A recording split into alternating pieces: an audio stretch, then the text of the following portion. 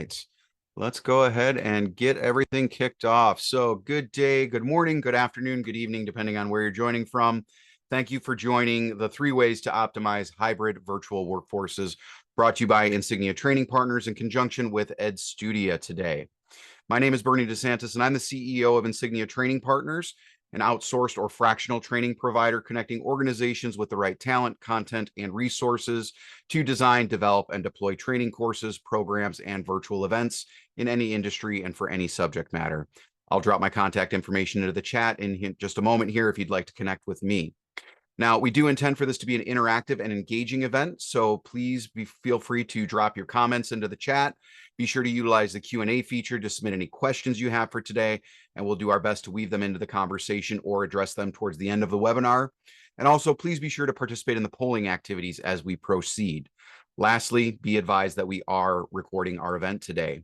Now, today's speakers are Dr. Michelle Prince, a global leadership coach and human capital consultant; Sylvain Newton, an independent consultant and executive coach with decades of experience at leading global organizations; Dr. Christine Jansen, CEO of Edstutia, a leading immersive learning company; and our webinar will be moderated by Edstutia COO, Dr. Yogini Joglekar. All of our panelists have extensive experience with people management, leadership development, and are all visionaries with fresh perspectives and ideas on how to help managers rein in and support a disconnected workforce. So with that, I'll turn it over to you, Yogini. Sounds good. Thanks, Bernie. Welcome, everybody. Hi from sunny California. And the question I'm going to start with is, why are we here today? Presumably because you're intrigued by how we are going to manage, inspire, lead hybrid virtual workforces. And in talking to human capital leaders, I'm really hearing several fundamental shifts in the way we work already in this decade, and we are just 4 years in. So we have Gen Y as being the largest generation of emerging managers in the workplace. Gen Z and Gen Alpha are poised to enter and start managing. We have, of course, AI and ML integration into work, focus on efficiency, cost cutting is creating tremendous pressure across industries. And then lastly, but not the least, work from home has become work from anywhere in the past couple of years. So we talk regularly about bringing the whole self to work, but what is this work? It's not a place you go to anymore, but what you do. And that's where leading and motivating employees in a virtual hybrid work environment becomes really paramount. Ironically, we have a Gallup survey from this year showing that only 10% of managers have received training on how to do that. So our topic for today is, how do we lead, inspire, and connect virtual and hybrid teams? And we have 3 fantastic panelists joining us today, but I also want to make this about you and have our collective wisdom come in. So if there are any practices that you've tried that have worked, we would love to hear from you. Any questions, put them in the Q&A as well. What is interesting is a McKinsey study from 2022 that it's about the great renegotiation is what they call it. And I like the title because we're renegotiating not just how we are working, but also what personas we bring into the workplace. And so they talk about 5 different workplace personas and their motivators. And you can see those on the slide right here. So we have traditionalists who they peg as being across generations. And really what motivates them is compensation and promotions. We have the do-it-yourselfers focusing on flexibility and purpose. And those are more the Gen Y and Gen Z employees, according to McKinsey. We have the caregivers who might care about flexibility because they have something that they're taking care of, another person that they're taking care of for a situation. And then, of course, we also have idealists who are driven by purpose. That's the younger generations coming in. We have the relaxers who might be looking at an exit already, a succession planning. But they also care about purpose. They care about making their remaining time in the workplace valuable. And my favorite, this is something I've added, it's not in the McKinsey study, but I'm hearing this term over and over again, especially for new hires. since 2023 is they want to be perma-remotes. They want to work virtually permanently. So based on this, I'm curious to hear from you, what are some of the personas that you're seeing in your workplaces? If you could launch that. Let's take a poll. And you'll see the definitions in the background for your quick reference. Are you seeing multiple of these? Select multiple choices, or maybe one over that's predominant perhaps in your workplace. Let's find out.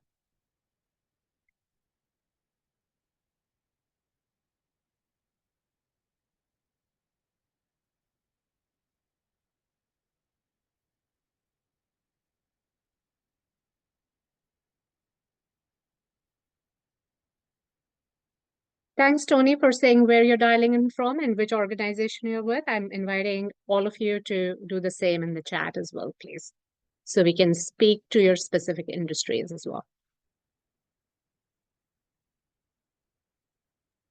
The poll has ended. I can share the results if you'd like. Please do. Thank you. All right. So not surprisingly, we have a nice even mix across. And I'm seeing the permanent remote term is resonating with you. The idealists, the caregivers, those are the top three that are resonating. So of course, what's important to remember is that we have diverse employees and talent in our workplaces. And today is really about some innovative practices to understand where your individual employees are coming from and really connecting with them. So we are facing new stressors on our leadership skills, but our panelists today are going to share 3 ways of optimizing hybrid and virtual workforces. I'm going to invite Sylvain to kick it off with ideas on how to create a virtual leadership mindset with digital empathy. Thank you, Yogini. And I really enjoy your introduction and thinking about the diversity of profile that we have in companies and how you can design the workplace, but as well benefits and recruitment strategy and learning strategy based on those persona that we are going to face in the workplace. So really interesting. Yes, I was thinking as we were preparing for today, Yogini, about what is different in terms of this hybrid world. And you say it's not working from home, it's working from anywhere. And I call that the location agnostic workplace. It doesn't really matter where you are based. And to an extent, it's the time agnostic workplace. It doesn't really matter when you do work.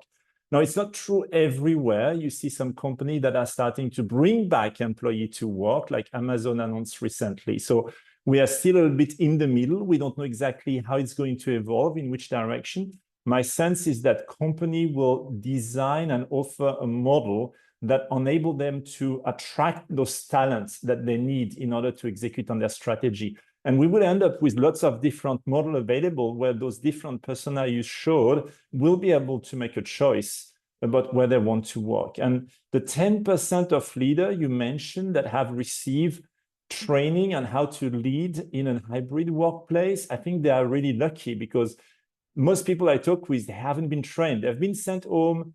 The team have been sent home and figure it out. And working in a hybrid distributed way is different than working face-to-face. I started to work virtually when I was with GE back in 2000. So about 24 years ago. We couldn't see each other like we do today. Yet I think it worked quite well if you respect certain process, certain principle. And a few things I have seen. So you mentioned 3 ideas. So the 3 ideas I brought is number 1 around empathy, number 2 around rituals that we've lost in a hybrid setup, and number 3, how you leverage VR like the Edstutia platform to train your people effectively when they are distributed. So if I go back to number 1, empathy. Empathy, we know it's a key leadership skill, and specifically with all the technology we have, it's something that the new workforce joining us is asking for more and more. Do I have an empathic leader that understands my needs? And we know that face-to-face empathy is not something that every leader is comfortable demonstrating, but through the screen, it becomes even harder. And so learning the skill of what we call digital empathy. How do I show empathy when I have a screen between me and my team? How do I show empathy in an email when I answer to request in a chat? Like lots of people use chat now.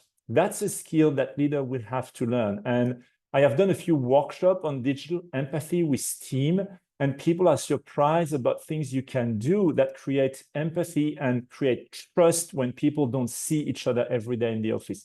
But most people still have to learn that. So that's number one, digital empathy. Number two, the rituals.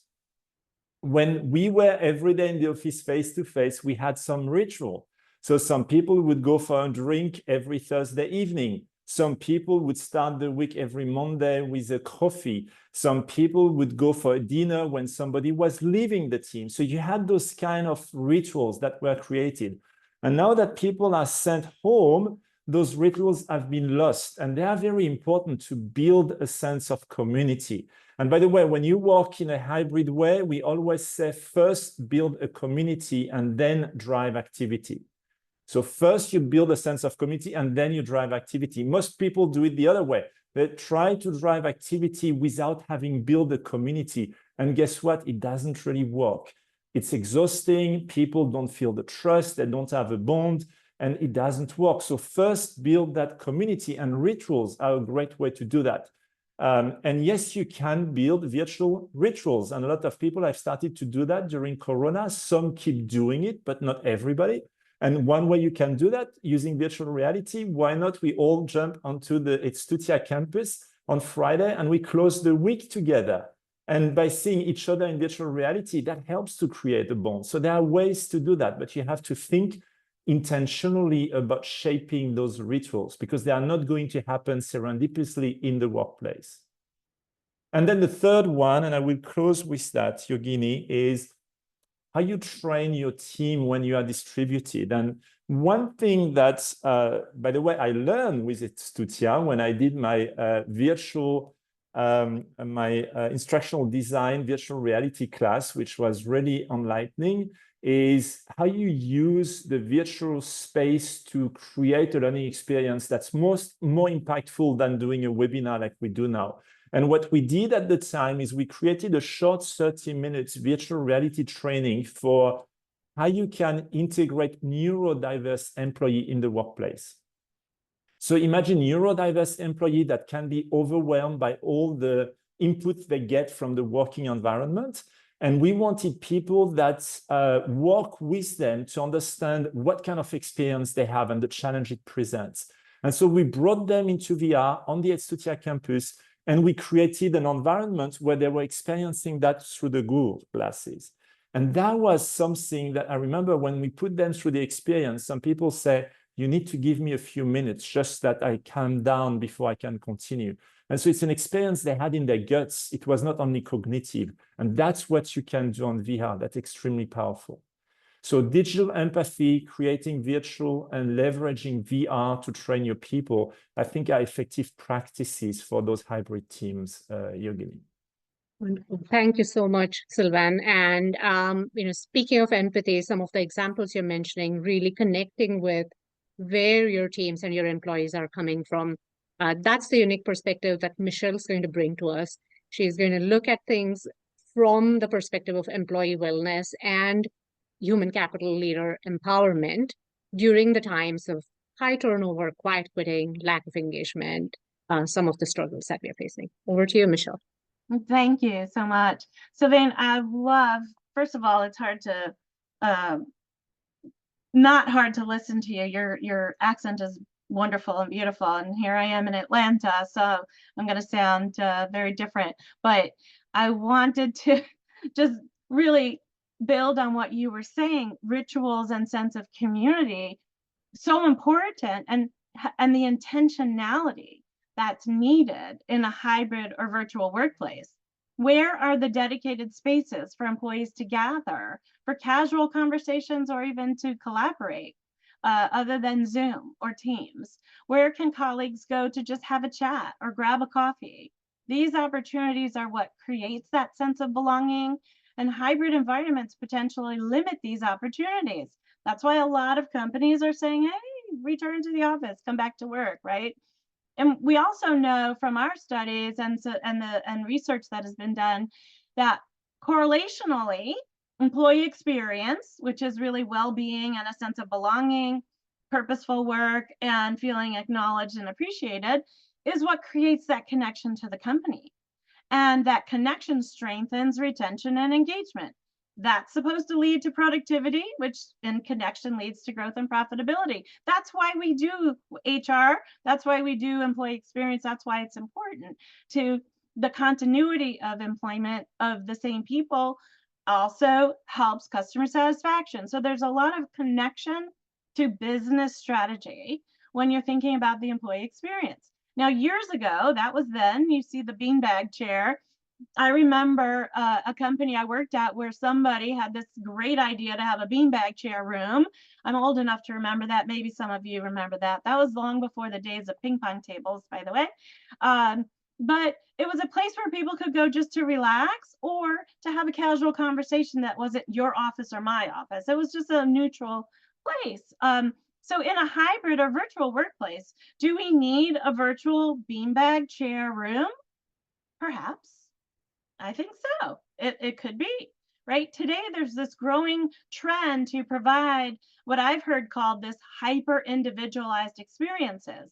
These are self-paced experiences designed to really meet the needs of multiple personas, like was demonstrated in the earlier poll. We've got so many different kinds of people at different stages of their lives. So how do we even assume that there's a one-size-fits-all for employee well-being and connectivity, right? And if there's a more innovative approach, think about what's possible today. Think about well-being that can serve the virtual and hybrid employees, as well as those who choose to be in the office full time, because there are people who choose that as their preference. So how do you create this well-being virtual cafe, if you will, where there's experiential places where employees can customize their own experiences? They can even go these places 24/7, anytime, to either calm, de-stress, reduce anxiety, or meet up with colleagues. Think about hybrid colleagues meeting up from different office locations and geographies at the local dog park. That can never happen in real life, but it can happen in virtual reality.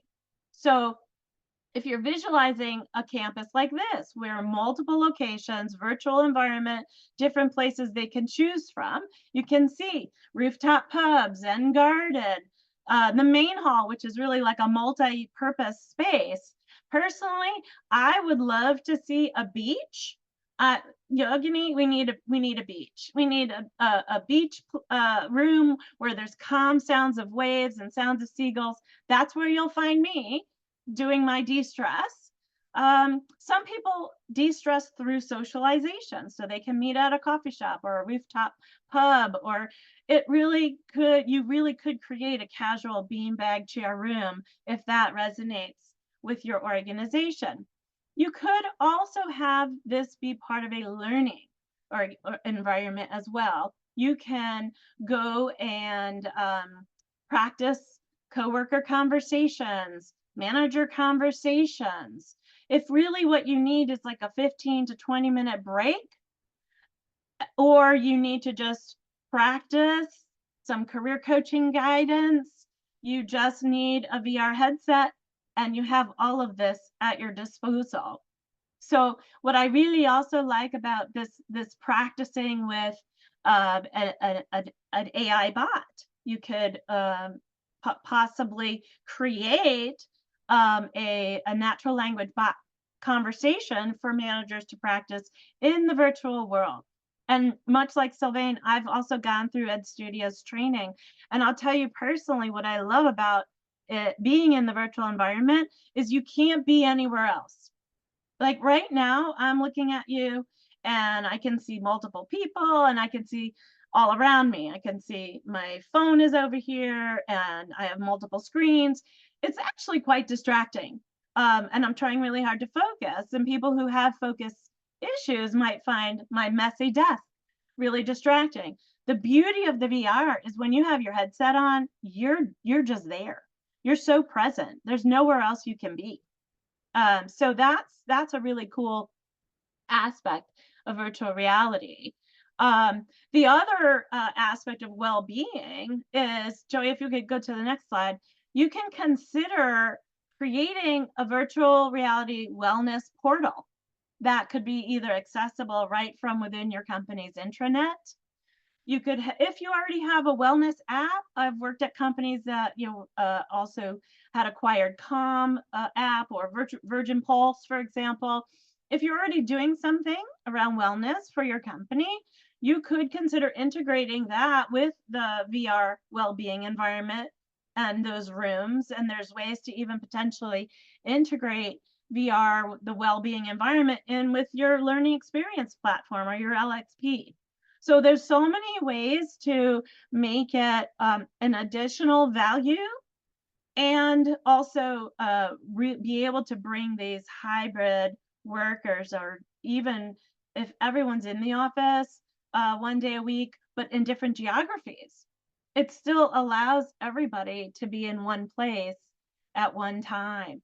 It can be a place for well-being. It can be relaxation, stress relief. But maybe some of you have never experienced the virtual environment and don't even have the VR goggles or anything. So let's give you a taste of what that might look like in this video. We are going to use our whiteboards, and in that whiteboard, we're going to write two things. The first one is, what is a mindful leadership trait or a skill that you currently believe you have, based on our discussion of mindful leadership so far, or what you perceive of mindful leadership. And the second point you want to write down is, what is one mindful leadership trait you want to create over the next three weeks or so. And so when you're done writing it, you can take it to the tree and find a spot to hang it, and we'll have a conversation around the tree. But thank you for thinking about what you already have recognized as a characteristic or a trait of mindful leadership, and what is something that you are striving to accomplish in the next few days. Okay, so I love this guy's voice because he's so calming in and of itself. He's creating this learning about techniques for relaxation, mindfulness. You could offer something around building resilience and have that be a guided experience. Frankly, there's really no limits, and VR can really easily provide lots of different choices, and the creativity is really up to you. Amazing. Thank you. Thanks, Michelle.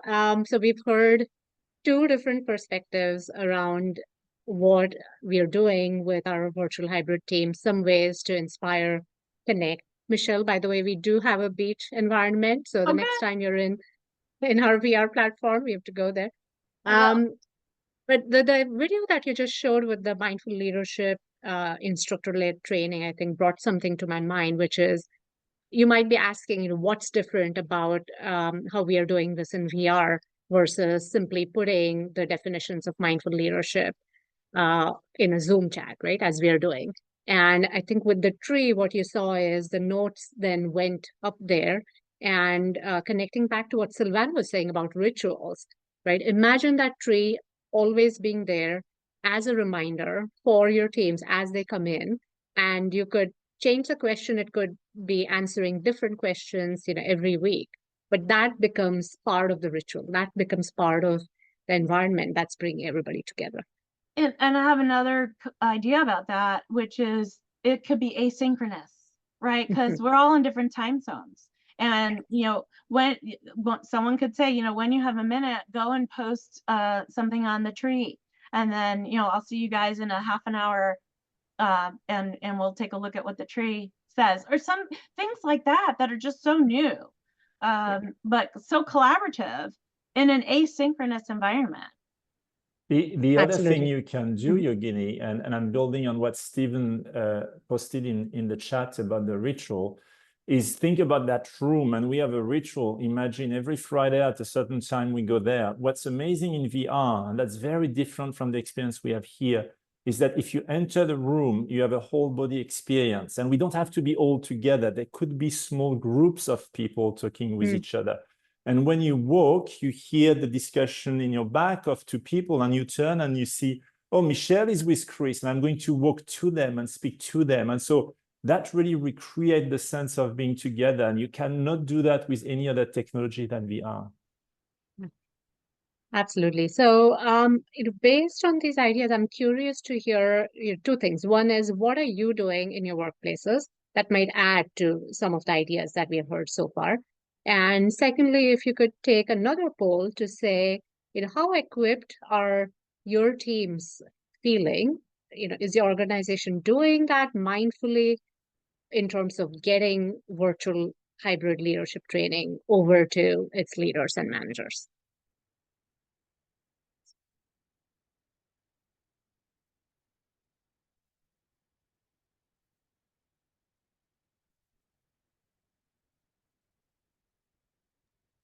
Yeah, while we're waiting for the poll answers, I have to say it was probably 15 years ago that I did my first virtual training, how to lead people in a virtual environment, how to manage people in a virtual environment, because it was for the first time where IT was going to be geographically distributed, or offshoring or onshoring or things like that. So maybe it was even longer ago, I'm not sure, but so virtual work is not new. I think about every sales organization where people are field-based.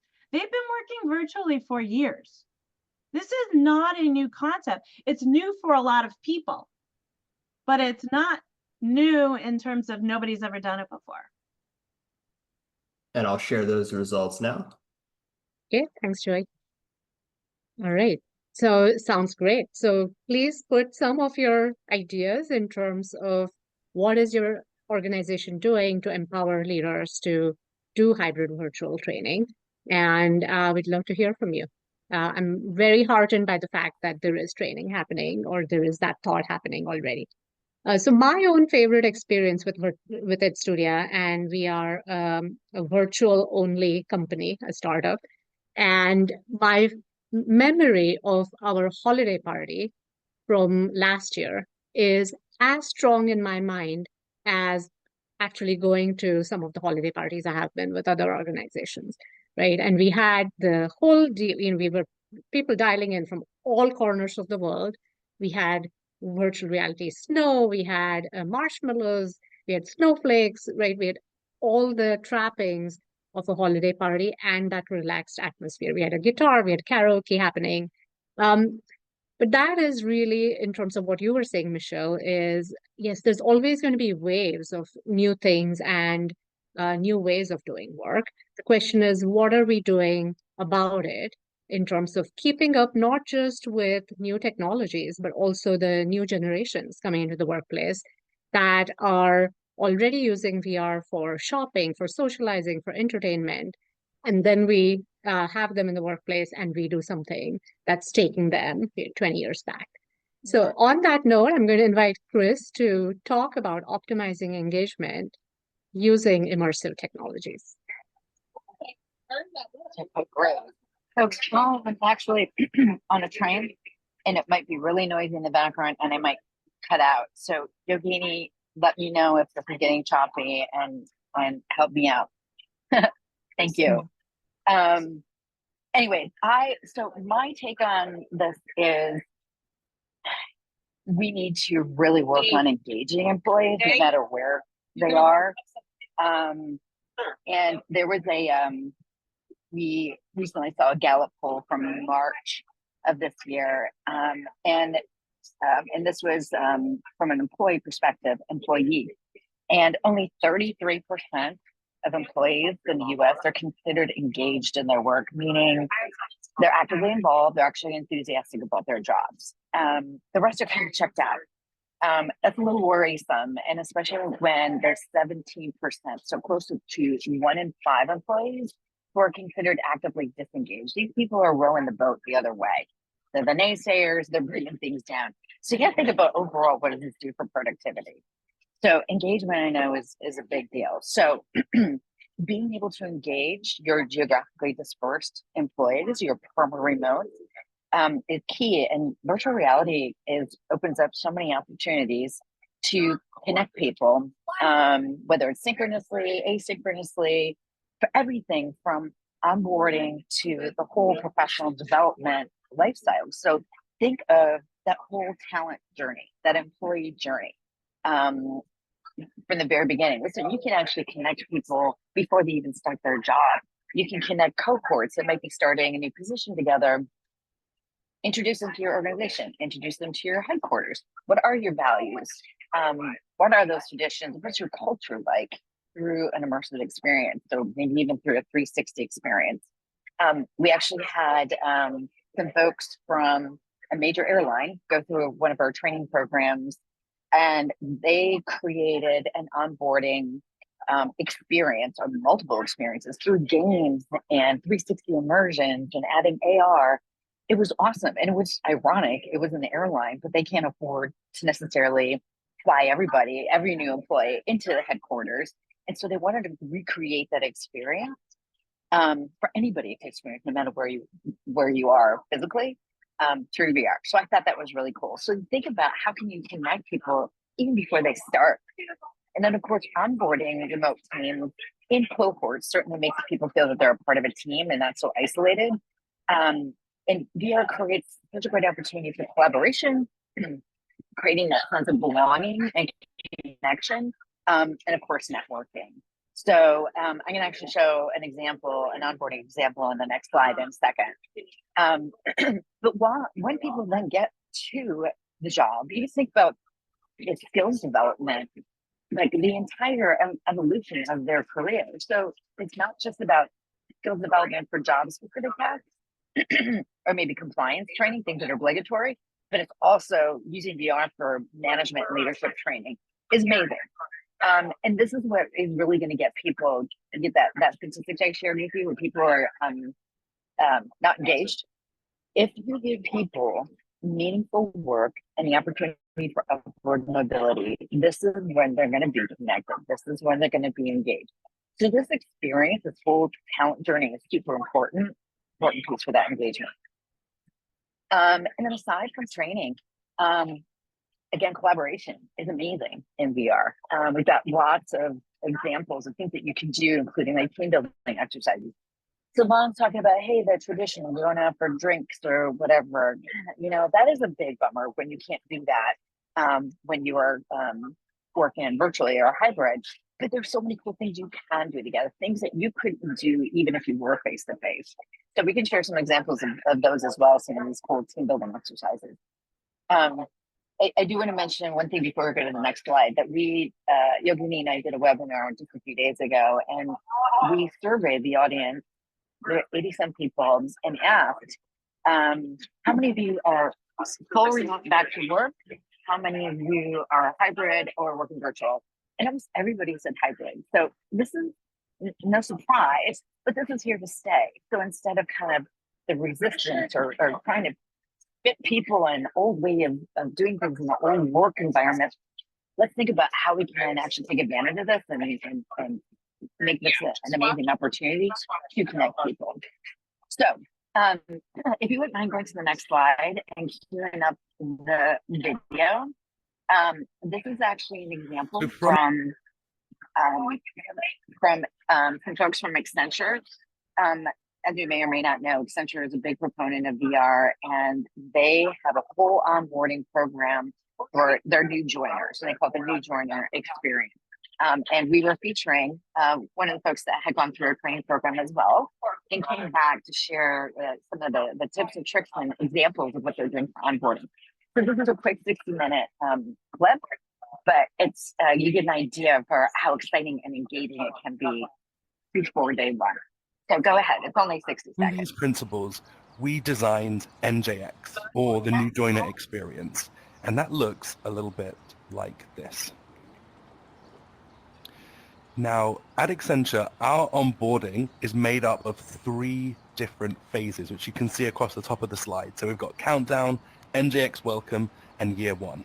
And One Accenture Park is where our new joiners play learning games, engaging in social connection, networking, collaboration, and working in more immersive ways. So let's step into the pages. Let's head into One Accenture Park. And here we are. So a big, big welcome to One Accenture Park. And right now we are in our fantastic conference room. So yeah, turn around, take it all in. And this is where we welcome our new joiners and get them all set up to begin their journey.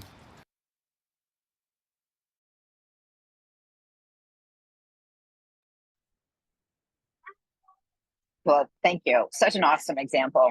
So I'm actually going to hand this back to you, Yogini, to continue our chat. Thank you. Thanks for sharing that.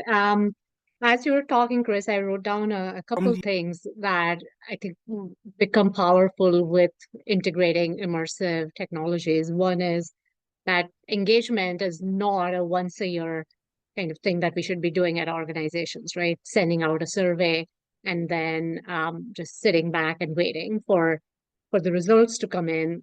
Nor should the concept of organizational culture only come up during town halls. So how do you keep this going as a steady trickle, as a back and forth, as a conversation, and where you're bringing, I saw one of our participants today on her LinkedIn profile is talking about bringing your whole compelling self to work. And I think that's what happens beautifully with VR. Some of the avatars that you just saw in the examples, like there's so much scope in terms of bringing your personality without fear of judgment, right? Of creating that constant mechanism of feeling connected, of giving feedback, of engaging as well.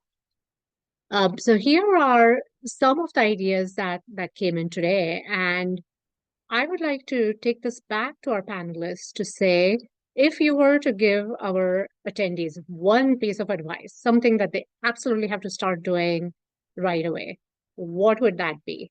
And starting with you, Sylvain. We'll go with Sylvain, then Michelle, then Chris. And you're going to give me an advice on what specifically? Something that our attendees should start doing right away in order to engage their virtual hybrid teams. Yeah, that's great. Well, there are so many things. I mean, the first thing I tend to do often with leaders is to do what I call a team check, where we talk about what's working well and what's not working well right now in the way we are working in a hybrid way. And it's exactly building on what Michelle was saying. Hybrid is not new. In fact, research have shown that hybrids start as from 25 meter. So I don't know how it qualifies in yards or whatever, but it's really close. It's not a very far distance. So people have been working remotely, like between floors, between buildings for a long time. So it's an extended way of doing that. But one thing that team can do is look at their practices, look at their rituals, look at the way they onboard people, look at the way they learn, look at the way they collaborate, and say, how is that working today? For example, which platform of communication are we using? Are we using that effectively? What are the expectations of response time? What are we using for what reason? And sometimes it's just the jungle. People are just trying whatever they think is going to work, like the spaghetti tactic, and it works or it doesn't work. So a little bit of alignment, pausing for a second, saying what works, what doesn't, is a great way to keep improving the way people are working in a hybrid way. That's the first one that comes to my mind. Yeah, so my turn. I absolutely agree. It's hard to choose just one thing. But for today, I'd say virtual reality is coming. Whether your company is doing it today or even thinking about doing it today, start somewhere. Get yourself comfortable with VR if you're not already experiencing it. And Stephen, I saw your messages in chat, and good for you for investing in yourself. I did as well. I went through the facilitator training on my own time.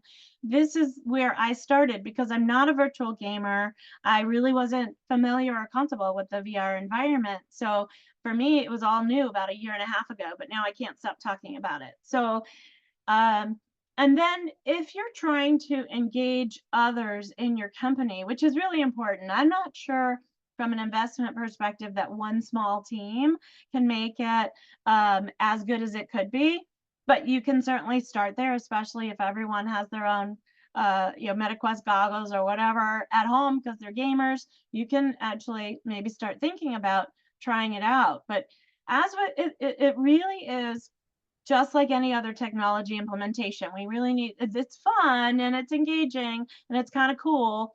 But if you're really considering building a VR, a connection, engagement, well-being, training platform, you have to consider the why, the business case, and you have to make that feasibility study to show that if we build it, this will improve something, save cost or improve benefits, analyze your risks. Oh, please talk to your IT team, because we even had people in the facilitation where their work firewalls were creating problems for them. So anytime you have security or firewalls with any technology, you have to look at that. To make it realistic, you then have to really establish those use cases, assess the readiness, like Sylvain said, create that minimum viable product first, pilot it, and make sure that you can gain some advocacy across the organization. Bring people from all over the different parts of the organization. This is what I do when I help companies implement any technology. But when you're talking about something as innovative and cutting edge as this, that why and that business case has got to really connect to the organizational goals, the people strategy, and show what value it's going to bring. Yogini, if I may just say a few words, because what Michelle said here is important, and that's really answering to Stephen's comment. By the way, thanks for your comment in the chat. So number one is congratulations for being a VR early adopter. And don't get discouraged that some people are behind. That's new, and that's so for a lot of people, they still don't get it fully yet. And the question they're asking you when you write, why should we use that versus Teams and Zoom, is a very common question. And they say, so show me the value. Why should I be there versus Teams or Zoom? And so what Michelle is saying about the case is very important. And what I see teams doing sometimes, they go in VR because it sounds cool and hype, and then they look at it and they say, but I can do the same in a room or on Zoom, so I'm not sure about the value, and they don't come back. And so it's why it's important to find a case that works best in VR. There are cases you can do on Zoom, but there are cases will be best in VR. And if you find one of those cases, and we talk about a few today around onboarding, about neurodiversity, I have seen companies using it for sales people, or like you are at EY, maybe for you, some of your consultants, then people see the value. And my guess is they are tired of Zoom and Teams. Most people are. And so if you offer them something that's different and they see the connection and see the value, then I think it can work.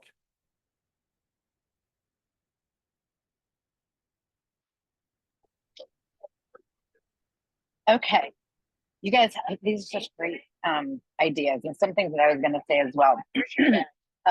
One of the things is like, we don't want to just invest in VR because of the cool factor. Yes, it's exciting and engaging and cool and cutting edge, but there better be some really good purpose or some value add beyond what you're already doing to get the buy-in and really see the return on your investment. So for me, I would just say, listen, the best place to start really depends on where you are in your adoption curve with VR. Are you just gathering information? Have you already invested in some of the devices? Have you deployed it in a different area of the company? Maybe you can scale that out and get more value out of that. But do something, experiment, run a pilot program like Michelle was saying, and don't be afraid of the emerging technology. As much as you can learn about it yourself, and learning what's possible. One of the biggest things, I feel like people don't know what they don't know. They don't know what they're missing if you haven't been in VR. So give yourself the opportunity to experiment a little bit. We've got all sorts of things. I'll just give a little shameless plug here for Edstutia. We've got off-the-shelf content that's easy to plug and play around business topics. We've got team building activities, which are awesome for hybrid teams. They would love it. And we help with everything from unboxing headsets to getting people comfortable with the technology before actually doing a module or training or an activity. We certainly have our extra certification program, which is what both Michelle and Sylvain were talking about that they went through, and it was like wowie, I didn't even know we could do this. So it's a great place to start. We run those cohorts regularly. We have a free trial of the campus. Go in and go check things out, play, experiment, explore. So all sorts of different ways that we can help you get on board. We are 1,000% bullish on the potential of VR for collaboration and training, connection. Hybrid teams, virtual teams aren't going away. And is the technology. So it's like, arm yourself and figure out what's the best way to start integrating into this at your company. And we have plenty, if anybody's interested, we have plenty of data and statistics from third parties that have done lots of research themselves on the value and the impact and the return on investment of integrating VR to organizations. So lots of ammo there. But my message is just start somewhere. Start small and learn from there. Let your employees tell you. They'll be the ones to be your advocates and saying, we need to do more of this. We need to do more. That's what they need. So that's my 10 cents. Thank you to all three of you. And I know, Chris, you wanted to put in a link in the chat for setting up a call to know more about VR. So I'm going to share this with you, Bernie, if you don't mind sharing it with the audience. That'd be great. So just to wrap up, I'm going to take everybody back to where we started with, right? With the different personas that we are seeing in the workplace. And whether with technology or not, I think that's where I would like to end today, is to keep the person behind the resource in mind. And also, maybe this is the idealist in me, but also thinking about ways in which you can create that sense of flow, right? That Daniel Pink talks about in his book Drive, where you're forgetting time, space, because you're so involved in what you do. How do we do that? By making sure that our talents priorities match with or align with our organizational priorities as well. And we heard some fantastic ways of doing that today. I know Bernie's going to wrap up. So over to you, Bernie. All right. I believe we had one final poll as well. We'll go ahead and launch that. And we didn't have any questions come into the Q&A, but we did have some chatted in. Let's see. So a question for Michelle. Responding to hyper-individualized personas seems like it could be a expensive proposition. How do you do that with, some of the budget cuts and hiring freezes that are happening in the marketplace right now? Well, it's a lot like 20 years ago when I was in benefits and we created a cafeteria plan, right? It's providing enough options that are going to meet the needs of a broad audience. Where, today almost every company has options on medical. Well, guess what? 20 years ago, there weren't options. There was one plan and you chose it or you didn't, right? So a lot has changed. So it's not unlike thinking like that. We have a broad audience. We have a lot of personas, a lot of people in different stages of their career and their life. How can we offer enough options that will suit the majority of the people that we have, as opposed to a one size fits all? So it's really like that. Very good. Thank you. And I think this one's a little bit more general for everyone. What about some of the new challenges that are facing us managing humans and machines at the same time to ultimately optimize profits, right? Some companies are explicitly saying focus on product and profit as opposed to the people. So, man, I saw you come off mute. Chris came off mute. Yeah.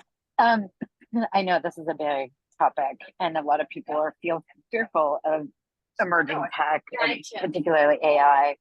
But what we have to remember is while some jobs and roles might be replaced by technology and automation, there are going to be a lot of jobs created to actually develop and create use cases and different ways of integrating AI and other emerging tech. So I see there's a win-win here. And listen, when you think about it, like there are certain things that that people don't want to do, that are mundane, automatic, repetitive, whatever. Look at the possible opportunities about there still has to be human connection to technology. And so I just see lots of opportunities. So it doesn't that's me. I'm the glass half full. It's not to say that there won't be any issues or challenges around that, but I think a lot of what we're talking about today is ensuring that we are still staying human centric, despite or you know, including new technology. So anyway, I'm a positivist on that one. And building on that, maybe, and I'm positivist as well, Chris. So I like your message. In fact, I read somewhere somebody say AI is not going to replace employee, but employee using AI will replace employee not using AI. So it's really a question of knowledge and skills and the shift of skills that people will need. And I think if we help people understand the why they need to keep upskilling themselves. So one thing we did with one company, for example, is we help people move away from the threat that AI and other shift that we're experiencing right now is presenting to them, and show them how jobs are going to evolve in the future so that they could be interested, they would get the why of upskilling and reskilling. And I think if we help them do that, then it becomes an opportunity and not a threat. So there is absolutely the opportunity to do that. And just to close on that and your question, Benny, if people are interested in that thing, how do I learn to lead teams that are a mix of human and bots and machine? It's a concept called super minds. And Tom Malone at the MIT has been writing about that. So Google Supermind and you will find books and articles around it. It's not new, but again, it's something super important. And people have been using so far rather software like RPA and others with people, but it's going to be increasingly AI and at some point bots and people. And some people are doing that in healthcare already, because you already have some bots in use, or in the catering industry where you have bots in restaurants. So it's there. So let's learn how we do that. The faster, the better. Good. Thank you. Michelle, do you want to add anything?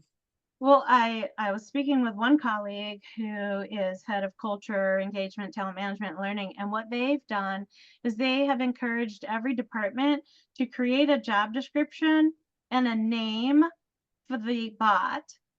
And it does humanize it a bit, and it makes it less threatening. Because if you're going to delegate a task to Annie, and Annie is one of the names of their AI, I forget what it stands for, but you're going to delegate a task to Annie. It feels, instead of feeling threatened by Annie, you're incorporating the AI capability for the value and benefit of the team. You're delegating a task and you're controlling what you delegate. So it does give the person a feeling and a sense of control and an enablement. That it's, even though it's psychological, it feels really good to feel like, oh, I realize now that the bot can do it faster than I can, and then I can be freed up to do something else. Absolutely. I couldn't agree with you more on that, Michelle. You know, I think that we oftentimes do get threatened a little bit by the technology because it seems impersonal to a degree. So giving it some human characteristics, like a name as an example, and we're delegating as opposed to just swinging the hammer, right? It's a little bit different perspective, and it's a way to trick our brains a little bit into humanizing it. So thank you all three for those comments. We still have a couple of minutes left. One last question. This one, Sylvain, is directed more towards you. So you mentioned that you have advised leaders on how to create digital empathy. Can you expand a little bit more on how or what are some ways to do that? Yeah, absolutely. That's a good question, Benny. And by the way, it's not, empathy is not only required now that we work virtually. That's something that's required in the office as well. But that's something that's required when you exchange email. When you get an email, are you reading through the email? Are you answering to the question that somebody asks you? For example, if somebody sends you an email and say, hey, Bernie, are we going to meet on Monday and Tuesday? And then you get the answer, yes. Then you feel like, And that happens often. That's a short example, but sometimes people send something and you reply rapidly because you get so many of those. And then people on the other hand, they get it. They don't see you all the time. They can't just pop up in your office and say, hey, Benny, I'm not sure you read my email. They feel frustrated and they're at home. And because I think that's what Stephen wrote about the rituals. I'm going back to Stephen in the chat. You say, we only meet if there is a business need. So you see, we again focus on the task. We don't focus on building the community. And so building that sense of empathy, which goes through listening, which goes about emotional intelligence, understanding your emotion, which is about presence. So I'm now with you, I'm talking with you, and I see Michelle nodding, and I see Yogini nodding, and I see Chris being super focused. And that's great because I know you are here with me. You are not reading an email, you are not texting, doing something else. And so those moments where we are connected and I feel we are building trust because we listen to each other, we build on each other, that's digital empathy. And it happened in the chat in MS Team, it happened in Zoom, it happened in email, it happens when we send some message to each other. That's all opportunity for empathy. And you can train that, absolutely. All right. Yogini, do you have any additional comments you'd like to make before we wrap up? I just want to say thank you to everybody, our panelists, as well as great questions from the audience. Thank you so much. It's been fun. Awesome. Well, let me close by saying thank you, Chris, Yogini, Michelle, Sylvain, for sharing your knowledge and experience with us today. It's been an amazing introduction to the world of XR, VR. I think we will all agree that, engagement or lack of is oftentimes one of the things most often cited by workforces, whether we're talking in person or even through surveys about just general work in remote ways or training courses in our world, right? People don't just want to be talked at, or they don't want to just talk about the business. They want that engagement. They want some personal touches to it, right? So leveraging tools in, the webinars and the workshops, things like polls and playing videos and doing breakout rooms as an example, those are great ways to keep participants engaged, of course. But something like VR, this is really the next level of that engagement. It's a whole immersive world. And, we literally have only scratched the surface of what can be done there. So I'm really excited to see the advancements that we continue to make, particularly through Edstutia. So again, for those of you who have attended today, if you want to lean into VR, you want to definitely work with an organization like Edstutia that is operating on that cutting edge of this technology. So thank you again, everyone, for joining, and I hope you enjoy the rest of the day and have a fantastic weekend ahead. That concludes our webinar today.